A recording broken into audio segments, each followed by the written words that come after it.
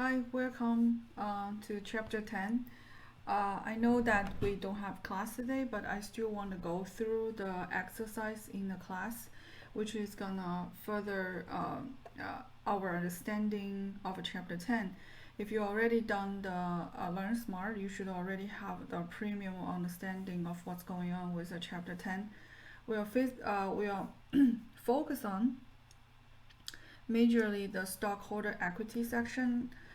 The first most important thing is to record the issuance of the common stocks, and then understanding what is the preferred stocks, what is the cumulative preferred stock, non-cumulative preferred stocks, and then we want to understand what is the treasury stock, how do we record a treasury stock transactions, and then we wanted to learn how to prepare a stockholder equity section, and after that we wanted to learn a little bit about how to record a cash dividend, and then we want to commingle every kind of transaction together as a comprehensive exercise.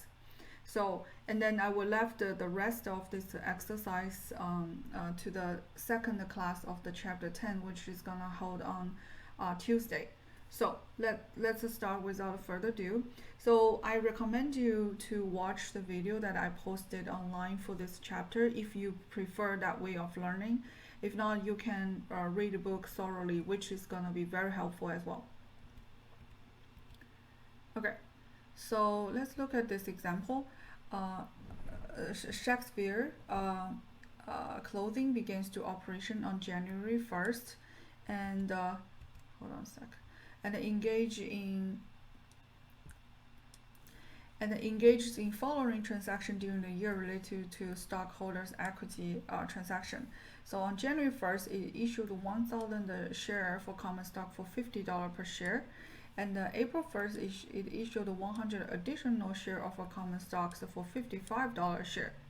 So requirement one thing that recorded transaction assuming that Activewear clothing has no par common stocks.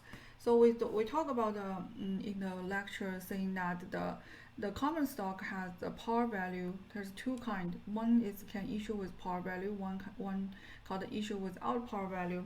Par value is actually irrelevant with the market price, right? So how is market viewing your stocks has nothing to do with the legalization of the stocks. So you can give it a par value at 1 cent if you want, and usually people give it $1. So the first scenario is that recorded transaction assuming that this company issued no par values common stock. So in order to solve that on January 1st, let's say the assumption 1. So January 1st, and then they issued 1,000 shares at $50. So you will debit common stock, right? Because you are issuing common stocks. Oh, sorry. You will debit cash. You receive cash in exchanging for common stock, and then credit common stocks for 550 multiple 1,000 is a 50,000, and 50,000, right? So in other words, when you issue in shares, you are receiving money and then raising funding from equity method, right? So therefore, you have extra $50,000 for equity parked on your balance sheet after this transaction. And then April 1st, you find that you issued another additional shares with common stock $55. Same thing, you would do cash for 55 multiple 100 is gonna be 5,500, and then you credit common stock for 5,500 as well. So, okay, that's what we did. And then assumption 2, recorded the same transactions assuming that Activewear company has either $1 par value or $1 stated value. So we said the par value and stated value is interchangeable. It just means that you issue with a legalized you are issue with the par values, right? So therefore assumption 2, what we will do is we will introduce a account called the additional paid in capital.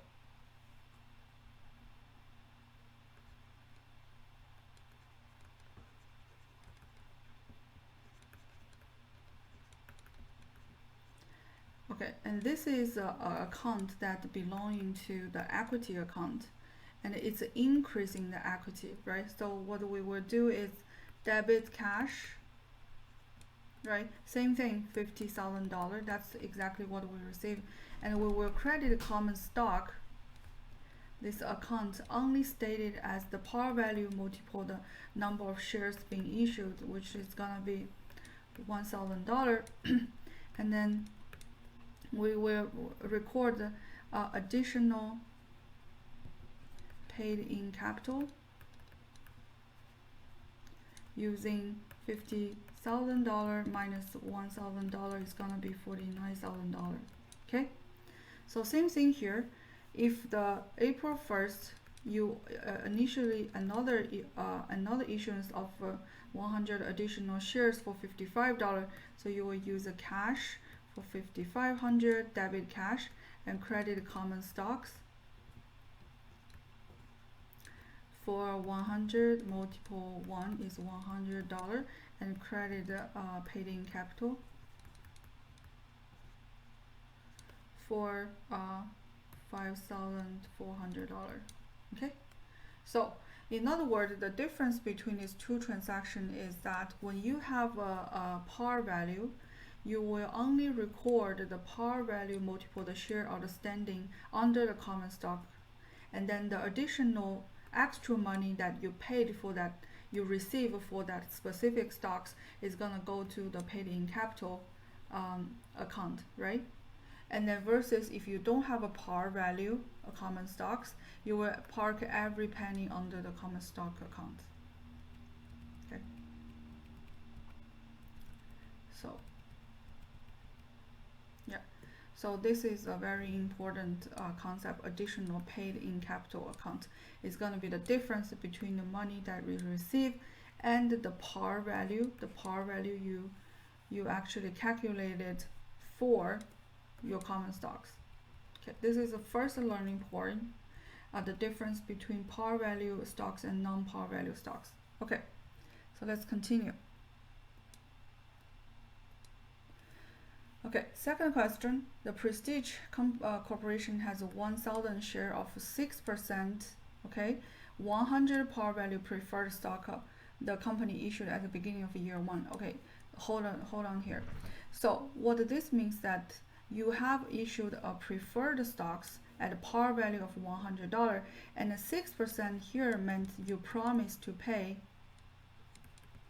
if you ever if you pay preferred dividend, or if you pay dividend, you will use the par value of 100 multiple 6% equals 6. So in other words, one share of preferred stocks whoever bought from you, whenever you pay dividend, you need to pay them $6 dividend for that person who holds one share of your stock, preferred stocks. And then in the lecture, there's a difference between preferred stock versus the common stocks. Preferred stocks, people who holding them have a dividend in a line priority to the common holders.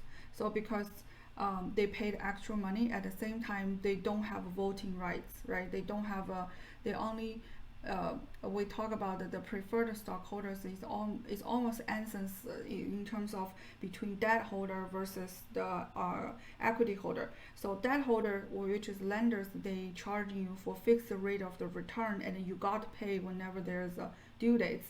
However, preferred stockholders, they are not stringent as the creditors. What they do is that whenever you pay any cash dividend, you got to pay them the rate that you promised them based on their par value. And then, but the timing of the payment can be negotiable. For example, if it's accumulated preferred stocks, then every year you're supposed to owe that person $6 each share that they hold. But since 10 years you didn't really declare dividend, it will accumulating for $60, right? 6 multiple 10. And then whenever you ever declare any dividend, you gotta pay what you owed to those preferred stockholders, because they don't have a right to share the actual residual income. They have a fixed, so-called fixed rated dividend. Okay, so this sentence meant that you have 1,000 share, and then you issue that $100 per par, and the 6% promised preferred dividend whenever you declare a dividend. Okay, and issued at the beginning of the year one, and all remaining shares are, and then you choose to financing your operation using common stocks as well. So the company was not able to pay. Okay, so there's a scenario comes. It says the company was not able to pay dividend in year one, but plans to pay dividend of $14,000 in year two. Okay, so year one you got $1,000 extra, 1,000 share extra preferred dividend, and you didn't pay any dividend in year one, but year two you did. So assumption one, assume that preferred stock is cumulative, and how much is the $14,000 dividend will be paid to preferred stockholders, and how much will be paid to the common stockholders year two. Okay, so first of all, when dividend preferred are cumulative, it means that you have to pay every year.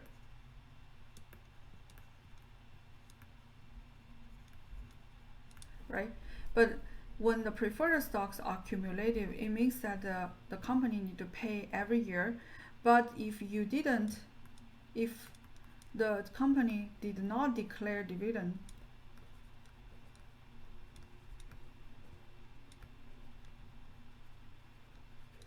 it accumulates. Right? What's that mean? Means that, so first of all, year one, you have $100 par of 1,000 share of preferred stocks and multiple 6%. So that's telling us that you have to pay $6,000 in year one to the preferred dividend, preferred stock dividend, right? Which you did not pay. Okay, and in year two, of course, you're gonna pay the same thing, because that's how the essence, that's how preferred stock works. So you're gonna pay another $6,000 preferred stocks, preferred dividend. And in year two, you declared dividend, right? So you declare dividend of $14,000. So therefore, this $14,000 has to first fulfill year one's preferred stocked dividends, which is a $6,000, and then has to fulfill year two's preferred stock dividend for another $6,000, and then whatever left over is going to common stockholders. Right, so to answer this question, how much will be paid to the common stockholders, as you can see, $14,000 minus $6,000 plus $6,000, which is the preferred stockholders. So therefore is $12,000. So only $2,000 goes to common stockholders, right? Okay. Okay, so let me raise this up. So the second scenario is a little bit different. Second scenario is saying that assuming that preferred stock is non-cumulative, how much the $14,000 dividend will be paid to preferred stockholders, and how much will be paid to the common stockholders. Okay, that's really cool. So as long as we know it's non-cumulative, so when you deliver the $14,000, right? Last time we have to pay what has been backed up, the $6,000 of preferred stock. This time, due to it's not cumulative, hence we only need to first pay year two's preferred stocks dividend for how much? For $6,000, right? And then what left over is gonna be year two's common stockholders dividend.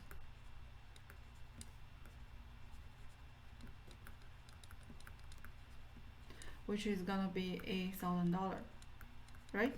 So the difference here is that if the preferred stocks is cumulative, hence that because your year one didn't declare any dividend doesn't mean that the preferred stockholder is not going to get in their money.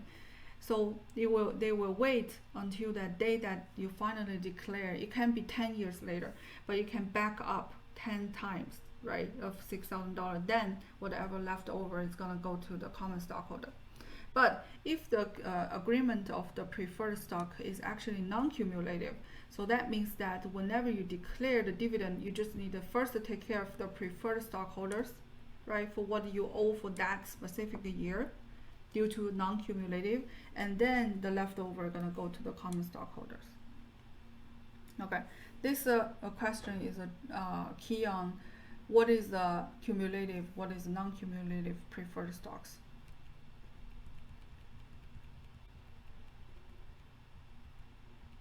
Okay, let's look at another question. So McCarthy Corporation has the following transaction during year related to the stockholder equity account.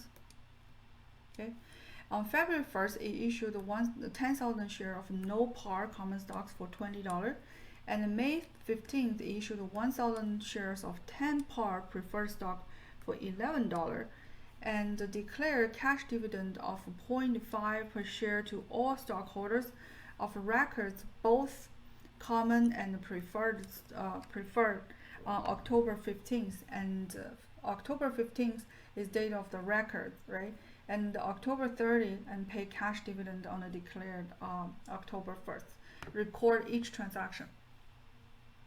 So February 1st, we got 10,000 share of no par common stocks for $20, so hence we will debit cash for 20 multiple 10,000, right? It's gonna be $200,000, and then we credit in common stocks. So because it's no par value, so we have a $200,000 of common stocks. So, and then May 15th, I wanted to draw your attention here. Say it didn't say 6% or 7% like this kind of the preferred stocks. We don't need to multiple any ratio. It all depends on how the company declared the dividend. In versus the last question, it specifically says 6%, right? So that means that it's almost like a guaranteed return of 6% on that each share of a preferred stock. But this one, it didn't say that. It only gives us a par value of $10 and sold at $11 a share. So therefore, we will debit cash for $11 multiple 1,000, which is gonna $11,000, and then we will credit preferred stock, right? And then we will record at their par value multiple 1,000, which is $10,000, and then we will credit additional paid in capital, which is gonna be $1,000 in the difference, right? So this is gonna taking care of this transaction. Okay, on the October 1st, it's when it's a declared cash dividend. So when we say declaration day, right, that's when it is when the liability is established. So whenever you declare that you will pay, then you got to pay. That means that you got to record a journal entry, record the debit dividend and the credit dividend liability, dividend payable. Okay, so right now it says a cash dividend of 0.5 per share to all stockholders. It says both common and preferred. So let me ask you, how many outstanding shares based on this question so far you have? You have 1,000, 10,000 of common stock plus 1,000 of preferred stocks, and you multiple 0.5. It's gonna give us so this is 11,000, so it's gonna 5,500, right?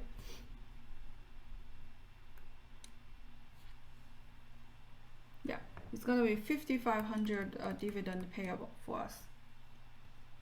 Okay, so therefore this October is taken care, And then the question is that what is the date of the record of the October 15? What the date of a record means that there's no economic transaction involved, no economic transaction, because what it is simply just meant that when you declare dividend to pay to your shareholders, there's always a buying and selling. You gotta pick a date to say that as of that date, those people are my shareholders. So then hence that my declaration gonna pay as on October 15th, whoever hold my share, right? It could be someone could just sold their share on that day, then he will not get the 50 cents per share of the dividend. Could someone just bought that morning for like 10,000 shares, so that means that person can get the 50 cents of the dividend per share. This does not involve any journal entry or economic transactions. It's only meant that which day you think are the shareholders that you want to pay the dividend on. Okay, however, October 31st, you pay the cash dividend on the October 1st, the declaration. Okay, so what that means that you are fulfill your declaration of liability, right? So you basically debit dividend payable of your 5,500 and you credit cash for 5,500. Okay, so that's just gonna be the entries. So I will post this short after, so you can start learning.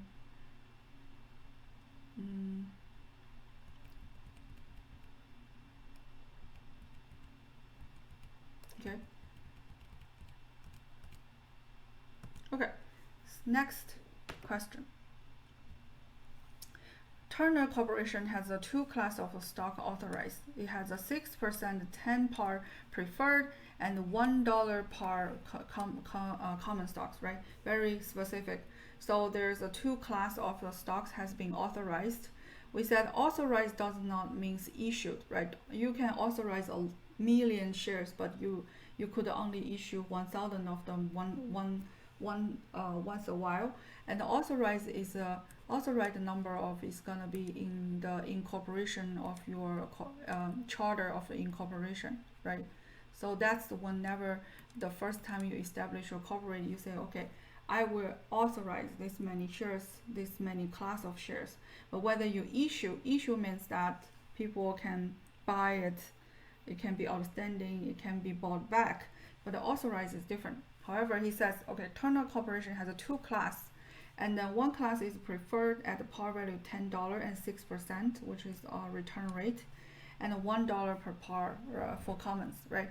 So the following transaction affect the stockholders' equity during the first year of our corporation. So January 2nd is issued 1,000 share of common stocks for $20. So immediately we know that there's the paid in capital, right? Additional paid in capital of $19 each, because 20 minus 1 is 19, right? Okay. And then second, February 6th, and issued 1,000 share of 6% preferred stock for 13 per share.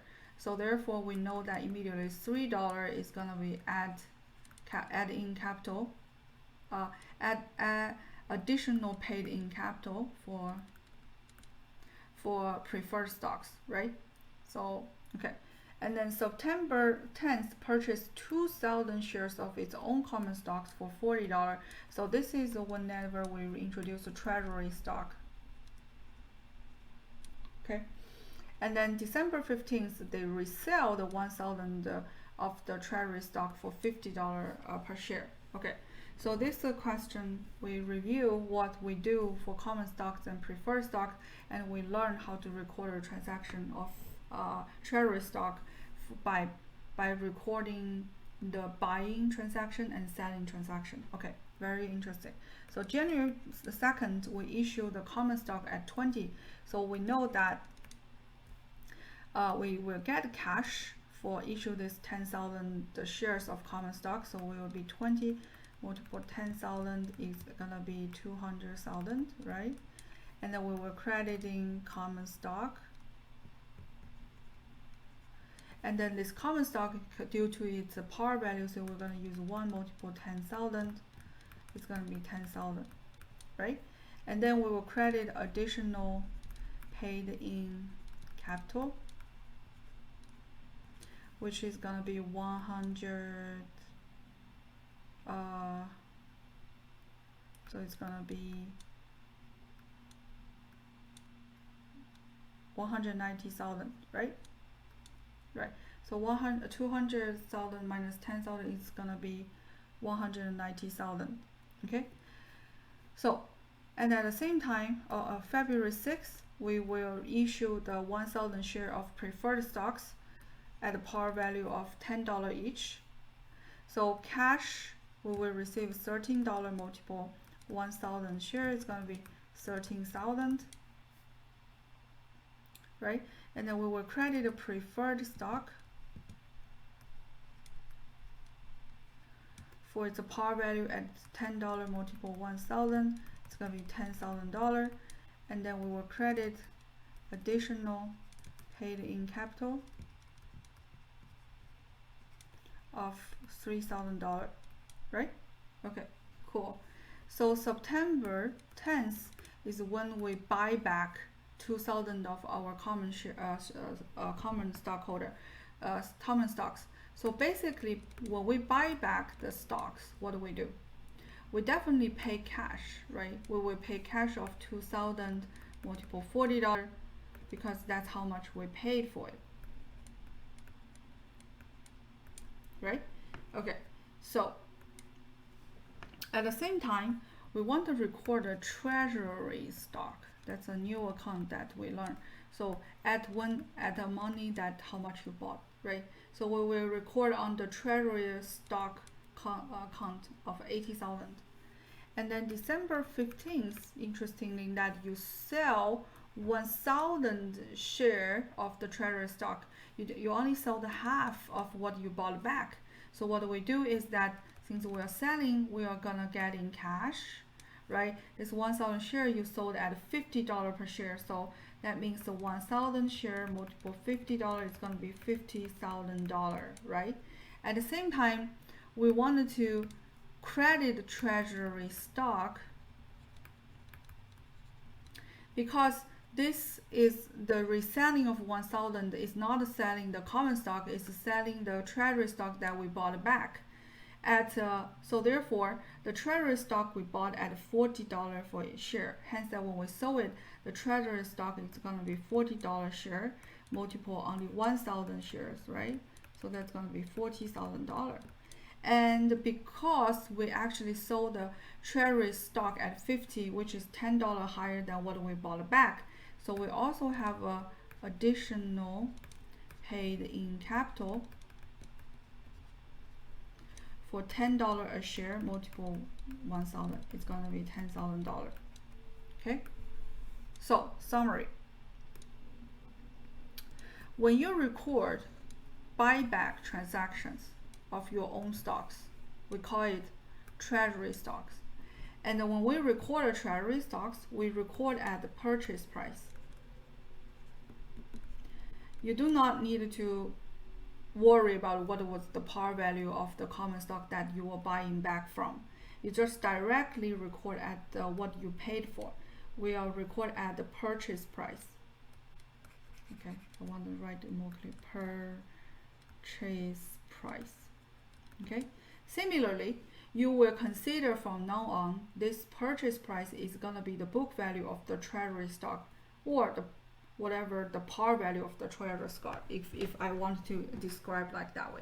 Hence that whenever you sell the treasury stocks, you know that the treasury stock is not gonna have a par value of only $1. It's gonna be at the par value or book value of $40 per each that you bought it from, which is the price that you paid. You pay when you're buying it. And then of course sometimes you will sometimes you will pay, you will actually reissue this treasury stock at what much higher than what you paid for before. Hence that the extra money is gonna go to additional paid in capital. So additional I will short as ADD dots. Okay, that means additional. It's too much writing. Okay, so interesting, right? So in nutshell, when you offer issue common stocks, you record if there's a par value, you got to separate common stock par value with additional paid in capital. But when it comes to when you buy back common stocks, you do not worry about what was the par value I bought back, blah blah blah. You directly record a treasury stocks, okay? And treasury stocks, as you can see, it's minus the equity account. Right, this transaction is minus equity minus assets, and then in other words means treasury stock is work against the balance of the stockholder equity, because you do not by buying back stocks you reduce your equity holder ownership, right? So you don't need those funding from other people anymore. You wanted to reduce your equity holders, so therefore of course it's gonna minus the equity, right?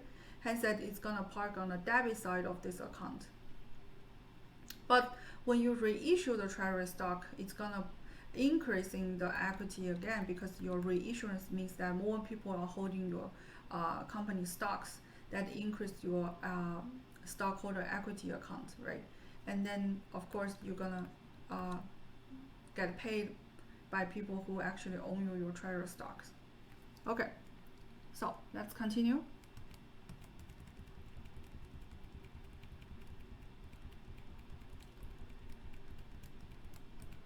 Okay, exercise. Turner Corporation has a two class of stock, authorized the 6% and 10 par. What happened? Okay, so 6% 10 par, which is almost exactly same as last time.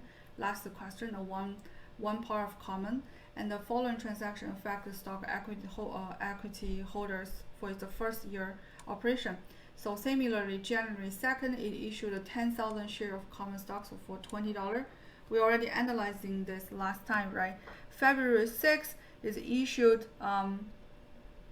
10,000 shares of 6% preferred stock at $13 per share.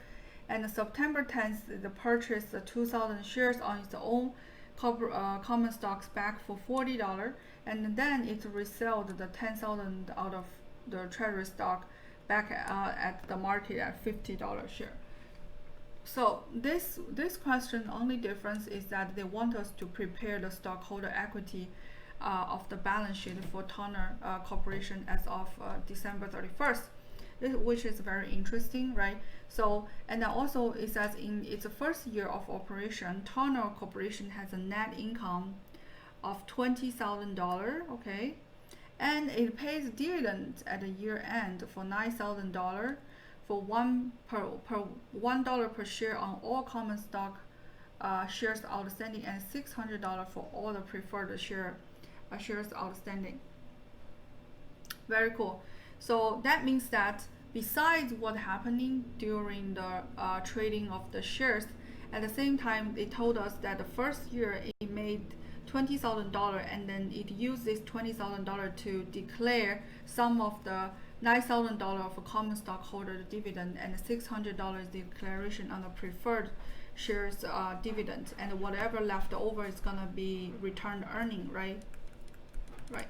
So let's see how we prepare this equity section of balance sheet. So first of all, you wanted to put together all these columns. Okay, I don't have a room right here, so let's do it. So you will have so first of all, you wanted to prepare statement of stockholder equity, right? So it's a statement, and you have a couple columns on there. And this exercise is going to be very helpful when you actually preparing the balance sheet section of the stockholder equity, okay?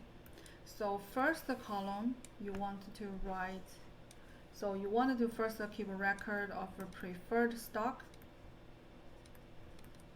okay? And you want to keep a record of your common stock. and you want to keep a record of additional paid in capital.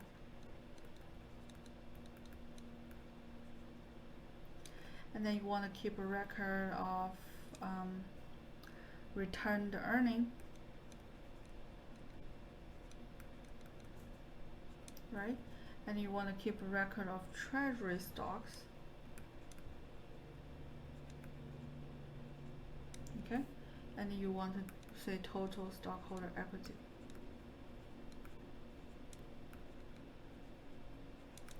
Okay, so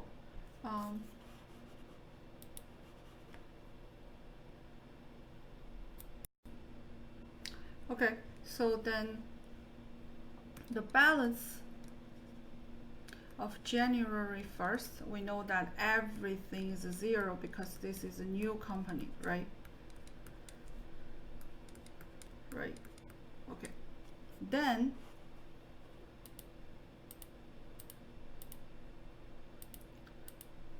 it issued common stocks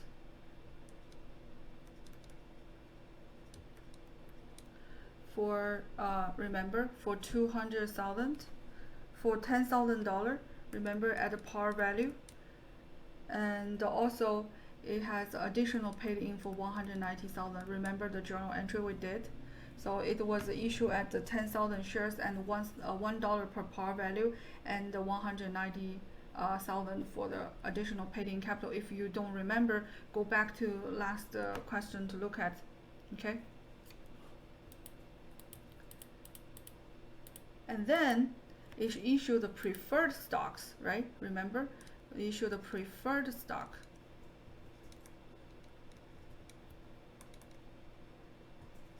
Which is we're gonna put in the preferred stocks. It issued the $10,000 because it's a 1,000 share at a $10 each, right?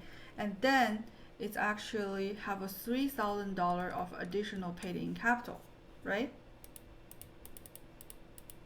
Okay. And then remember, it purchased back the treasury stocks.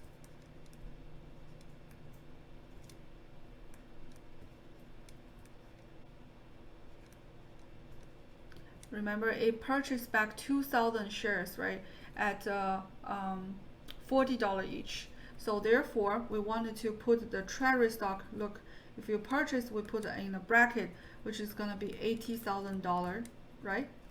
Okay, and then on December 15th, it sells the treasury stocks at $50 each, right, and 1,000 shares. So that means that we buy back half of our, we reissue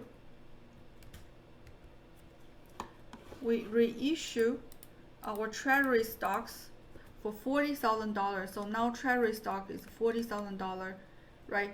Reduced, right, or increased, because $80,000 means reduced, right? Debit side the treasury stocks,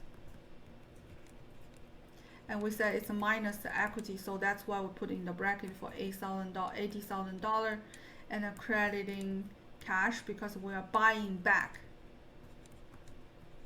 right? So when we selling treasury stock, we were debiting cash and crediting treasury stocks,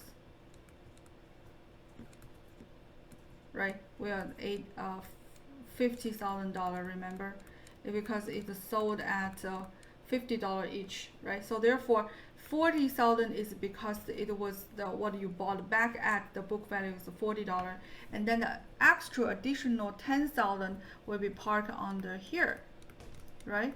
Because that's what the premium that market paid for us to buy our treasury stocks.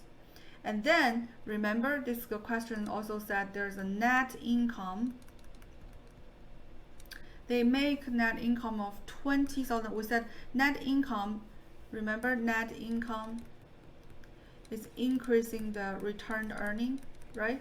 So we will put the $20,000 in the column of returned earning. Okay, and at the same time,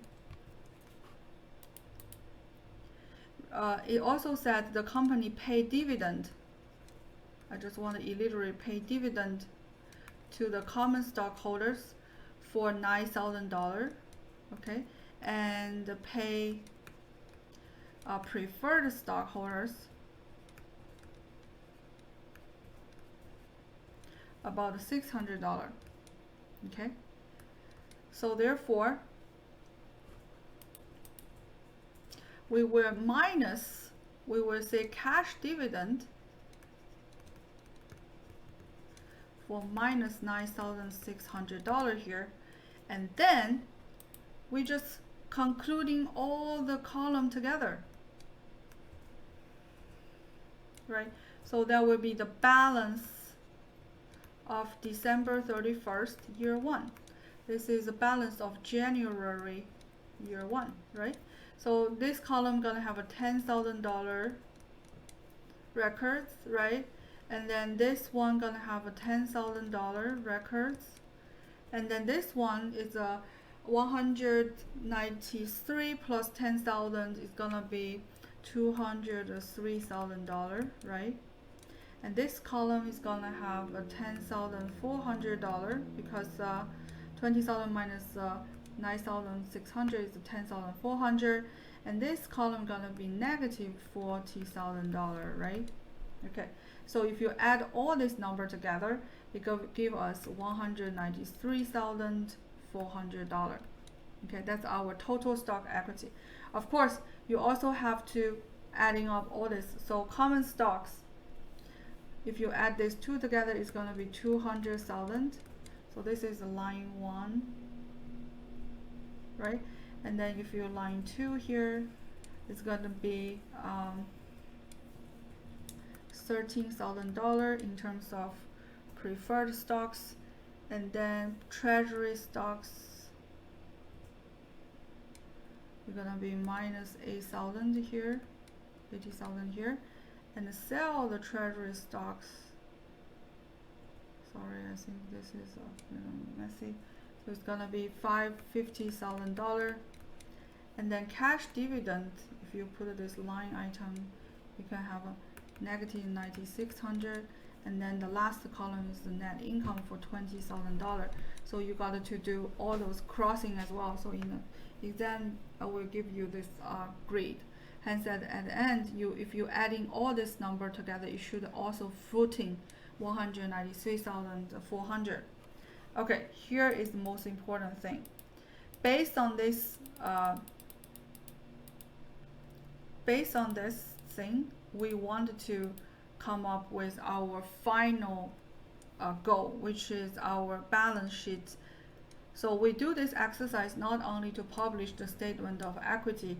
The most important thing is we wanted to write the balance sheet equity section. Okay, without this exercise, it's gonna be really hard for us to write that section because there's so many in and out, right? So now let's do. So balance sheet equity section.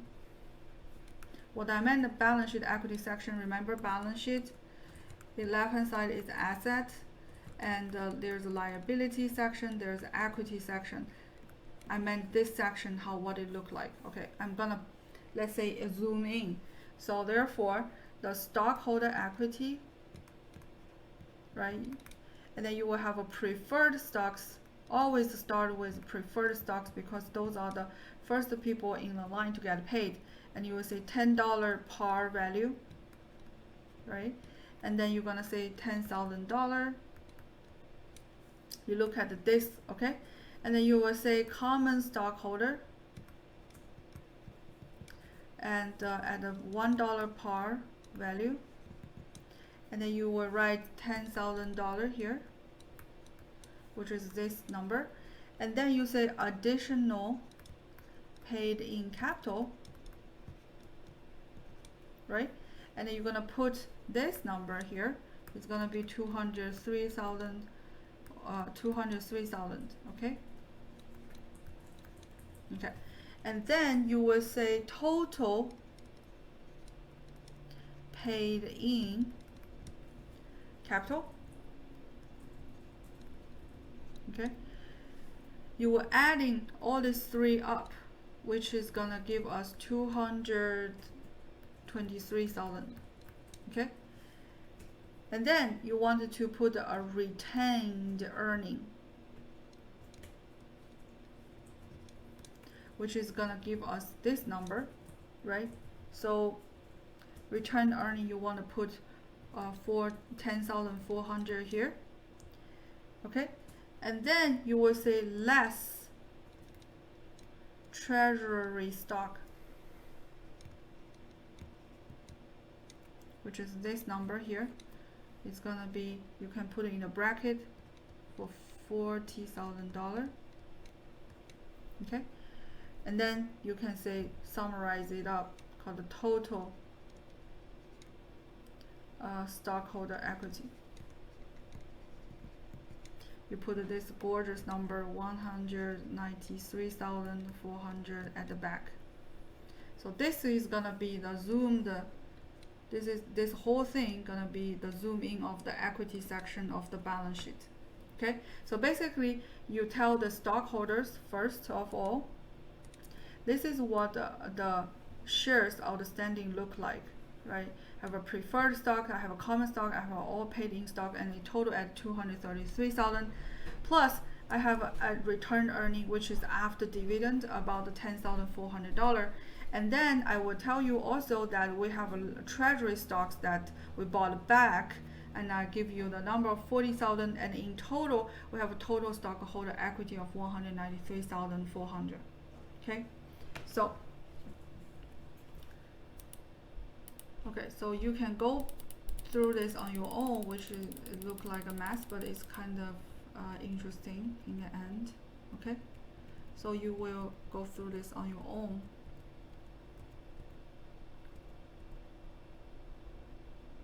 Okay, so now what we want to do is to make sure that we also do understanding the different dates of like preferred stocks, right? We wanted to know what's the difference between declaration day, what the difference between share payable day, right? What the difference between record date. Okay, so let's read this one. On March 15th, Eagle Corporation declares a quarterly cash dividend for 5 cents per share that payable on April 13th to all stockholders of record on March 30. So there's so many dates. So March 15th that declare the dividends, and then it's gonna be payable on April 13th to the shareholder of the record of March 30th. So there's 3 dates. First date is called the dividend declaration day.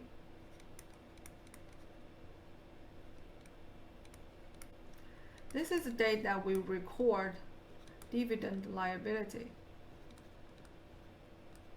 So basically we record debit dividend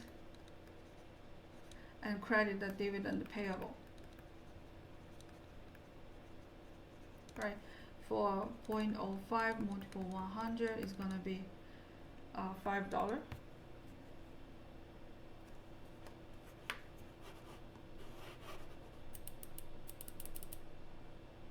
Oh, so 100 million, right? So I was sorry, 100 million. So that means, let me put this up a little bit. It's kind of annoying. Okay, so let me put it here, 100 million. So it's gonna be $5 million, right? So the day of April 13th is called a payment day. Of course, that's the day we were debiting dividend payable, which is a liability, right? And we're crediting our cash because that day we are paying 5 million. So, and then what is March 30th? We call this called a record day. Okay, the record day means that on that day we know that who is actually our shareholders. So on this date, you are just really trying to understand or trying to calculate who are your shareholders that are entitled for the dividend, right? So there's no record there, so no entry. Okay, so this is just simply trying to give you that understanding of what March 30th really meant. Okay, so let's do another very interesting exercise again. Okay, so let's see.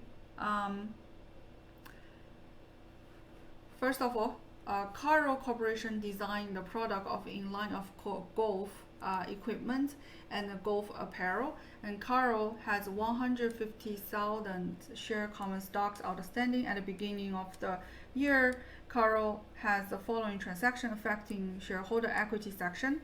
So March 1st, it issued additional 60,000 shares at $1 par of common stocks for $50 share.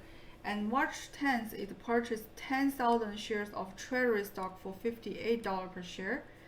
And June 1st, it declared a cash dividend of $1 per share to all its shareholders as of record of June 15th. Okay.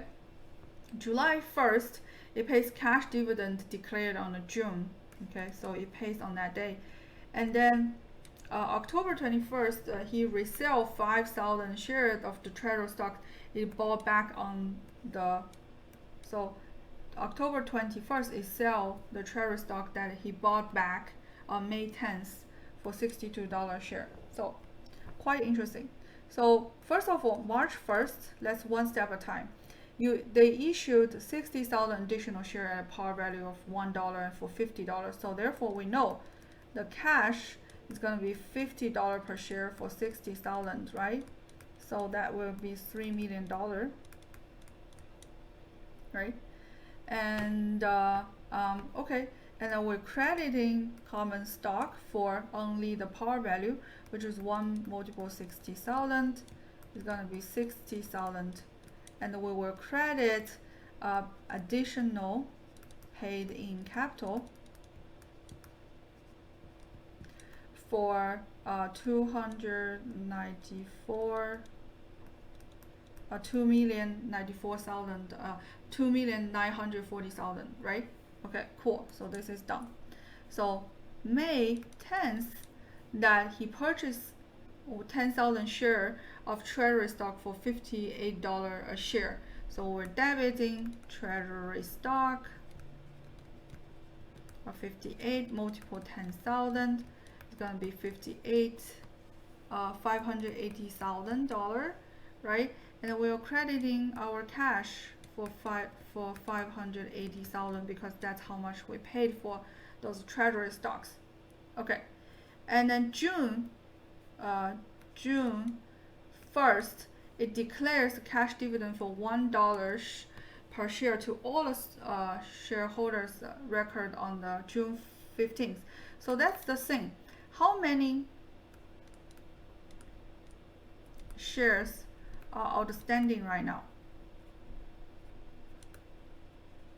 If you are standing on the day of June 10th. So interesting enough, so we have, first of all, on the beginning, it has 150,000 shares, right? And plus 60,000 shares. But don't forget, you bought back 10,000 shares as your treasury stock. So that means you have 200,000 shares as of June 15th, right? Right? Okay, because June 1st, the declaration of dividend is after the buyback, hence you have to decrease the 10,000 shares.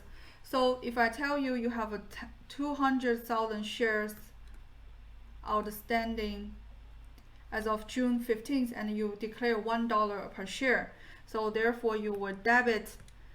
Remember, this is a declaration day, it's not a payday, right? So we'll declare the dividend by debit dividend for 200,000 shares multiple $1 is going to $200,000, and then we will credit dividend payable, right, for $200,000. Very good. So this one is done too, right? Okay, so what happened on July 1st? July 1st, we just pay for it, right? We declared our payable, now we fulfill our promise. So July 1st, we will debit our dividend payable for that 200,000, and we will credit in cash for 200,000, right? So that's we done too. So October 21st, that's where the complication comes. It says it's a resale 5,000 share of the treasury stocks purchased on May 10th for $62 per share. So we saw here May 10th that it had a treasury stock for $58 per share for 10,000. It sold it for $62. So therefore, we know that we first of all we get a cash of $62 per share for 5,000 shares. That's gonna give us the 310,000, right? And then we were crediting treasury stock here, right? Because we are selling treasury stocks. So treasury stocks was bought at $58 a share for 5,000 share. So it's gonna be 290,000 because right? And then we have credit additional paid in capital of $20,000 based on this transaction, right? Okay, cool. So now that's what we record the journal entries.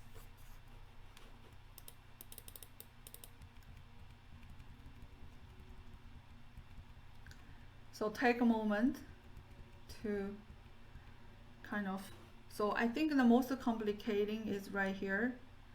If I have to say, is right here. So you have a cash, you sold for $62 per share of the treasury stocks, right? And you sold only 5,000. So this is easy, 310 is only calculation problem.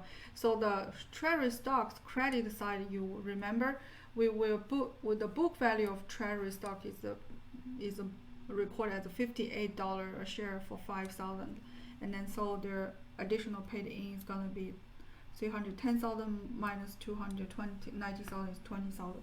Okay. Okay. So